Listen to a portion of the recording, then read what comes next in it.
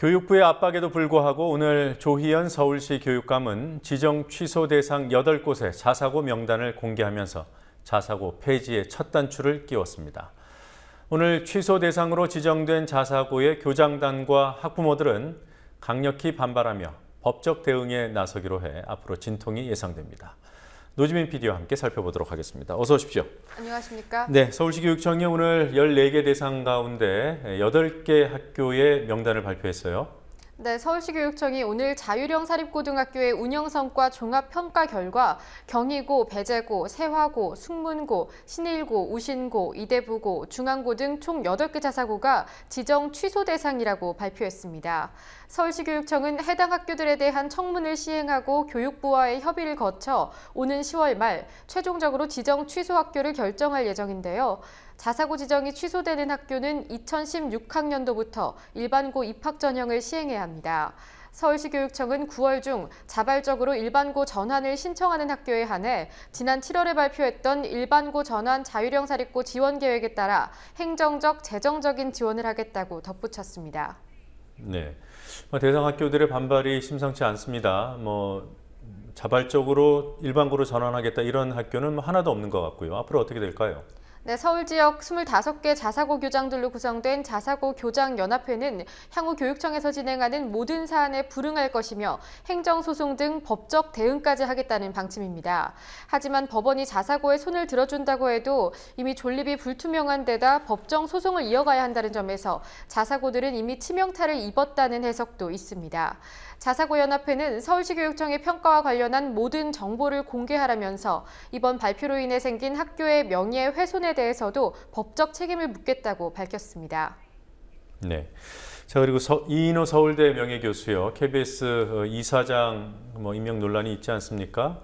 네, 이분에 대한 여러 단체의 반대 입장이 잇따라 나오고 있어요. 네, 오늘 오후 단재 신채호 선생 기념사업회, 대한민국 임시정부 기념사업회 등 역사 관련 단체와 김사뭉 전 독립기념관장, 함세웅 신부, 그리고 야당 의원 30명이 국회에 모여 성명을 발표했습니다. 이들은 이인호 교수에 대해 민심의 재척을 당한 문창극 전 총리 후보자의 동영상을 보고 감명받았다고 한 사람이며 대표적 친일파였던 조부 이명세의 행각을 옹호해온 친일 극우적 사관을 가진 인물이라고 비판했습니다. 지난 1일 하태경 새누리당 의원이 SNS를 통해 조부인 이명세 씨의 친일 행각은 유학의 영향력을 증대시키기 위한 일이었다고 이인호 교수가 말한 것을 알리면서 친일 옹호 논란이 이어지고 있습니다. 네, 그 이인호 교수가 그 문창극 동영상 전 총리 후보자의 동영상을 보고 감명받았다 이 부분은 꽤 많이 알려진 것 같고요. 네. 그 조부라고 하는 그 이명세 이분은 어떤 사람입니까? 네, 이 교수의 조부인 이명세 씨는 친일 반민족행위 진상규명회가 지난 2009년에 발표한 친일 반민족행위 704인 명단, 그리고 민족문제연구소의 친일 인명사전에도 포함된 인물입니다. 생전에는 조선총독부가 조직한 친일단체인 조선유도연합회에 한시를 기고하면서 일제를 찬양하기도 했습니다. 지금 보시는 것처럼 일제의 침략 전쟁을 찬양하기도 했고요. 또 한국 청년들의 징병을 옹호하는 내용의 글들이었습니다. 네, 지금 보니까 징병제를 찬양하는 한시 1943년에 기고가 됐고요. 네. 해마다 북벌하고 또 남정하다가 이제야 반도에 새로이 징병제 실시하네. 네, 징병제를 찬양하는 그런 내용이군요. 자, KBS 이사회 입장이 뭡니까? 끝내 임명을 하겠다는 겁니까? 네, KBS 이사회는 내일 오전 10시 긴급 이사회를 통해서 이인호 이사장 임명을 추진할 계획입니다. 하지만 야당 측 이사들은 이보다 1시간 앞선 시각인 오전 9시 KBS 본관에서 긴급 기자회견을 열고 이사회 개회를 거부하겠다고 밝혔습니다. 음주 추태 논란을 끝에 결국 사퇴한 전역한 신현돈 전 일군 사령관. 이 전역이 늦어진 데는 국방장관의 힘이 작용했다 이런 지적이 있더군요. 맞습니까? 네, 한민구 국방장관이 지난 6월 신현돈 전 사령관의 음주 추태를 보고받고도 2달 넘게 처벌하지 않은 것이 확인됐습니다. 국방부는 한민구 장관 내정자가 보고를 받은 후 신 전 사령관을 엄중 경고했다라는 이런 해명을 하기 위해서 사실을 공개했지만 한 장관이 사건을 알고도 취임 후 신 전 사령관을 처벌하지 않았다는 것이 알려지면서 고등학교 후배인 신 전 사령관을 봐줬다는 의혹만 키우게 됐습니다. 신전 사령관이 일으킨 사건과 관련한 논란이 쏟아지자 박 대통령은 이틀 전 신전 사령관을 강제 전역시켰습니다.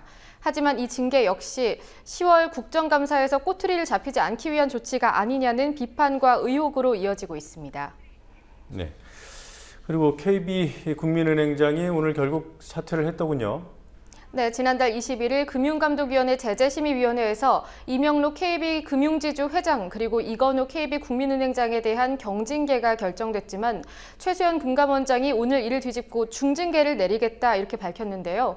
금감원장이 제재심의위원회의 결정을 뒤집는 건 전례가 없는 일이라 사실상 책임지고 물러나라는 메시지라는 분석도 나왔고 또 실제로 이 행장이 사의를 밝혔습니다. 이에 따라 임 회장 역시 이 행장과 함께 KB금융지주의 내분을 조장하며 리더십의 상처를 받아왔기 때문이라는 그렇기 때문에 결국 사퇴할 것이라는 관측도 나오고 있습니다. 네, KB금융행장과 회장 간의 내분은 사실 고질적으로 반복되어 온 일입니다. 지난 2009년 이명박 정부 당시 출범한 금융지주 체제가 근본 원인을 제공했다고도 볼 수 있습니다. 금융지주 회장 자리를 만들어서 정권 창출 공신을 낙하산으로 내려보내게 되면서 행장과의 경영권 다툼이 반복되고 있다는 겁니다. 따라서 KB 사태의 반복을 막기 위해서는 우리금융지주처럼 회장과 행장을 겸직시켜야 한다는 지적도 이어지고 있습니다. 그리고 수자원공사가 4대강으로 인한 부채를 탕감한다는 조건으로 노조를 회유했다. 이건 무슨 얘기예요? 네, 오늘 새정치민주연합 신기남 의원이 제기한 의혹입니다. 수공이 4대강 사업으로 진 빚은 8조 원인데요. 이 중 자력으로 갚을 수 있는 규모는 고작 6천억 원 정도입니다. 수자원공사는 부채를 줄이는 명분으로 임직원 복지혜택 폐지와 구조조정이 핵심인 정상화 대책을 실시해서 노조와 갈등을 일으켜왔습니다. 이 과정에서 사측은 노조에게 정부가 부채 중 일부를 갚아주고 여기서 발생한 이익으로 복리후생을 원상복귀시킬 것이라고 하면서 정상화 합의를 설득했다고 신 의원은 주장했습니다. 신 의원은 사측의 이런 제안은 정부가 공공기관 정상화 대책 이행을 위해 근로기준법까지 위반하면서 수공과 이면 거래를 한 정황을 확인시키는 것이라고 해석했습니다. 신 의원은 의혹의 근거로는 국토부가 기획재정부에 수공이자 3,170억 원뿐 아니라 원금 800억 원의 재정 지원을 요청했던 시점을 문제 삼았습니다. 그동안 수공부채의 이자만 책임진다던 정부가 지난 6월 수공의 원금 일부의 탕감을 논의하기 시작했는데요. 바로 이 시기가 복지 삭감을 놓고 노사가 협상하던 시기와 일치하고 있습니다.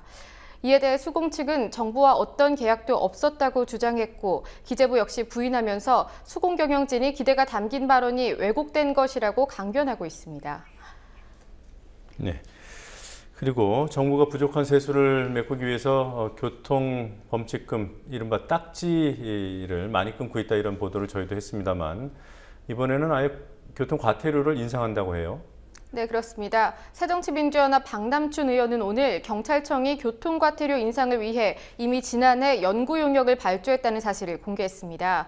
경찰청은 지난해 3월 CCTV와 같은 무인 장비에 단속돼 부과되는 과태료는 범칙금과 달리 벌점이 없어 형평성 문제가 있고 또 과태료 처벌 수위가 낮아서 법규 위반을 부추기고 있다. 그렇기 때문에 적정 과태료를 도출해야 한다는 이유로 과태료 인상에 관한 연구 용역을 발주했습니다.